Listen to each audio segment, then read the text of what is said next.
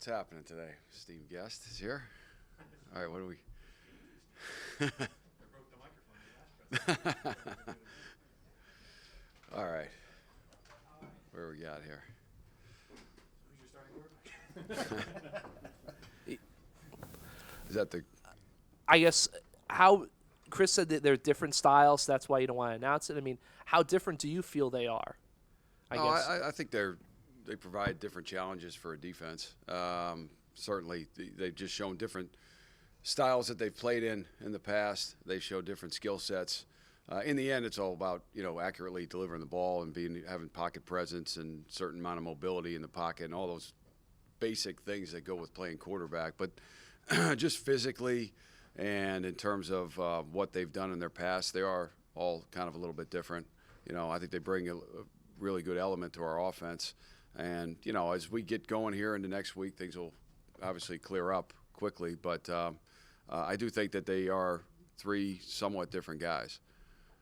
Knowing you for as long as we have, I've taken you that you're pick one quarterback and stick with them, give them a leash and go with them. But if you do play with two, what kind of advantage would that be to play them both in the opener and beyond? Well, I guess it'd be more information gathering as much as anything. Sometimes some guys are, I guess in this day and age, everybody at some point's been in one of those situations somewhere along the line where they've had to alternate or another guy plays or different skill sets have been playing. I remember when we tried to do that years ago with Mike Teal. I don't think he was a big fan of it. I think he thought he got out of rhythm at times where it's like this guy goes in and first down, second down, it's 3rd and 10, and you go, hey, let's go get the first down here. And he's like, okay, all right, thanks. So it all depends on how – I think guys now are a little more just used to it, the way football is. It's all different. Guys are in and out of games, and people try to tailor everything to different skill sets and systems. And so but we'll see. I mean, I think we have a good idea of what we're going to do. I think it's going to be pretty smooth, and hopefully it goes well, obviously. But I think it'll be a pretty smooth operation when we get out there on Friday.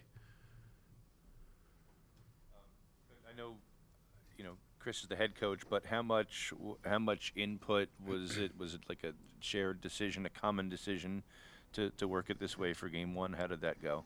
Yeah, it's pretty collaborative. I mean, in the end, the head coach obviously could decide whatever he wants to do, but I don't. Chris is really obviously a very smart guy, but he listens a lot and relies a lot on what everybody thinks. What the staff thinks, and we have a lot of guys that have a lot of really good experience, and whether it's quarterback battles or position battles or scheme change, whatever it is, we've been really a collaborative effort, I think, this whole offseason on a lot of different things, on looking at strengths and weaknesses, on staff, on and ultimately who plays at each position, and obviously quarterback's the big one.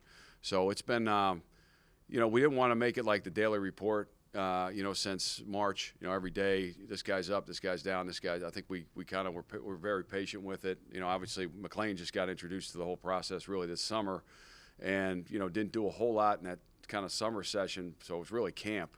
But I think we didn't act really impulsively. Obviously, you could say it dragged out, but really rep-wise and experience-wise and for what they got to do each day, I don't think anyone was handicapped by the way it kind of went back and forth. I could see how they really pushed each other every day, and I think we kind of just – I think it cleared up as the couple weeks went on.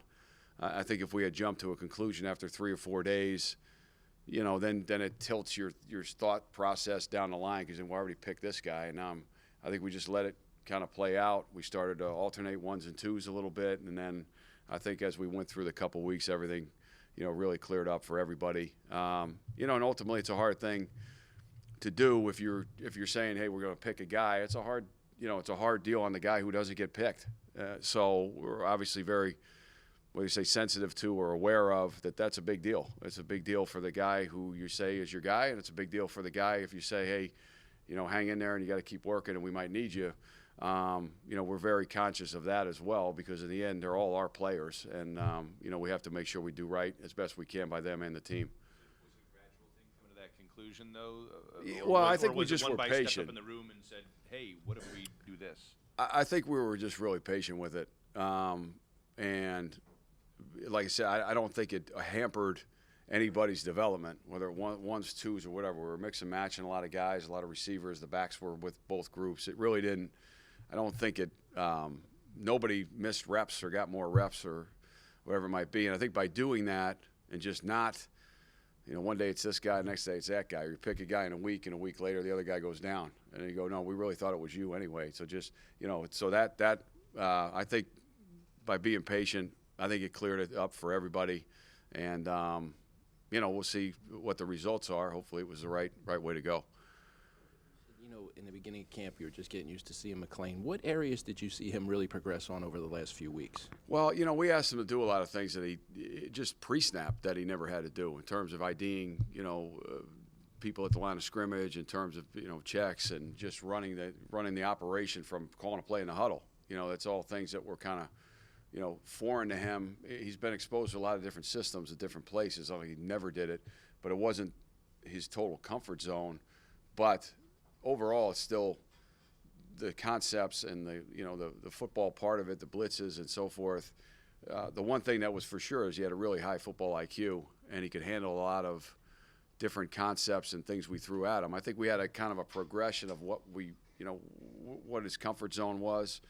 I think we added some things that he liked, for when he was in there. If he wanted to run, certain concepts that we kind of had, maybe didn't emphasize, and just said, hey, let's start doing this. So it was a little bit collaborative with him too, and as it was with Art, in terms of what did he really like from last year. I think we had a little bit more body of work and time to work in what Art's wheelhouse was, but really quickly he wasn't.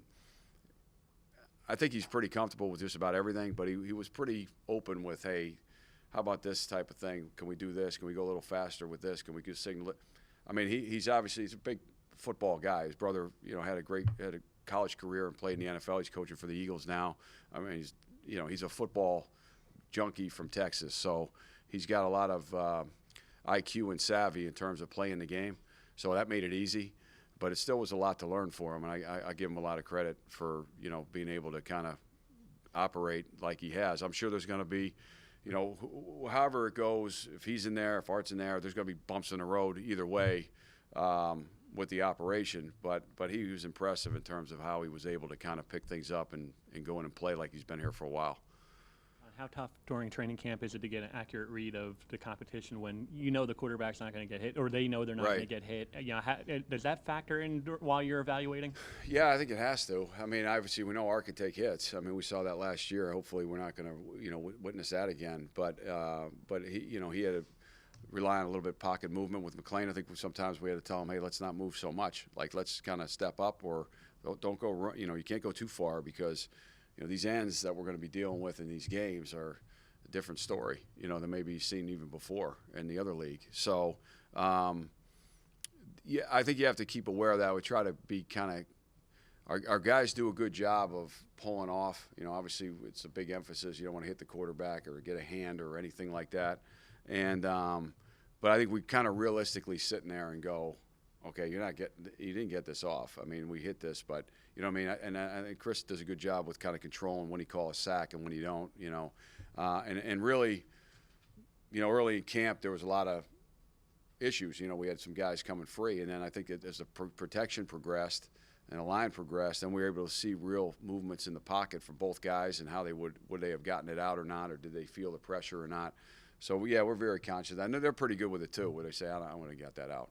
I got to, So, but, because that's obviously a big factor now. In the end, both guys have played in games, so you have at least it's not going to be the first time they ever go out there in a college game and get hit by somebody. They understand what that's all about. So, as opposed to last year, we put Art out there, he'd never been in a college game, and the speed of the game and getting hit by guys that maybe unnecessarily at times. Those things added up, I think, as the season went on. Final question? John, whether he's the guy or not, Art's been beat up a lot dating back to last year. Public, the media and everything, fans. What have you seen that makes you, I guess, more comfortable to put him on the field this year? How has he kind of progressed? Because we haven't really seen a whole lot of practice. Where has he made those strides? Well, we had a checklist. There's like 14 things after the season. Some of them from, calling the, playing the huddle better, operating at the line of scrimmage better, IDing things better, to moving in the pocket, to accuracy on certain things and timing.